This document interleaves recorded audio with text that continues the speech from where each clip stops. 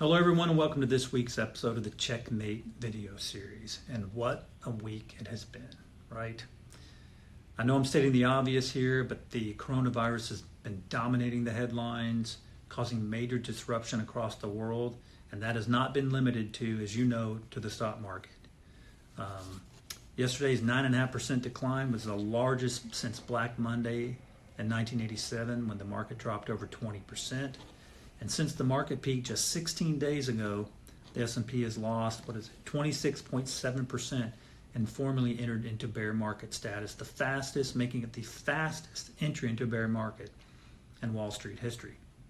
Now, we've been through a lot of bear markets in the last 40 years, but this one is unique in several ways. The first way being that it was caused by an external event, this time being the coronavirus. It had nothing really to do with monetary policy. Second, there was really no confirmation flags of an imminent recession coming. Instead, you saw consumer confidence holding at 50-year highs. The leading economic index had just broken to an all-time high.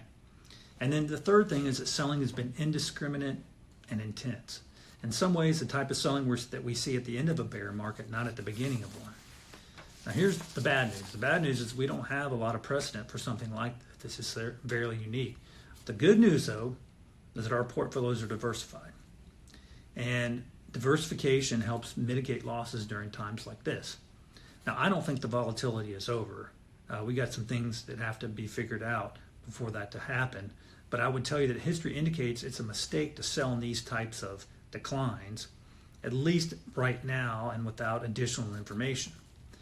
So far, we've seen monetary policy, monetary stimulus has had little effect, right? If anything, it seems to have caused the selling to intensify.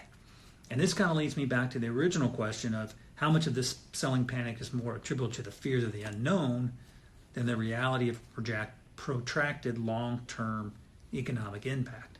So what do we do? Well, it should come as no surprise that our advice to you is to think long-term, right? Our financial plans are designed to account for the ups and downs of the market. Now, I understand sticking with your plan during times like this is easier said than done. Believe me, I get it.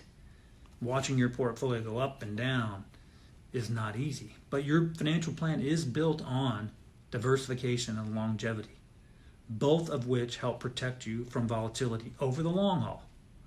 And diversification helps you to not be overcommitted to any one asset type, market sector, or company. So the thing to do is remember that your plan is built for the long term.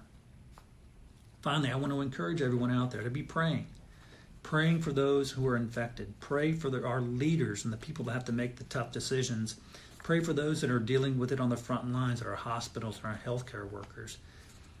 Worry never got us anywhere. This is an opportunity for us to get together as a people and to help one another.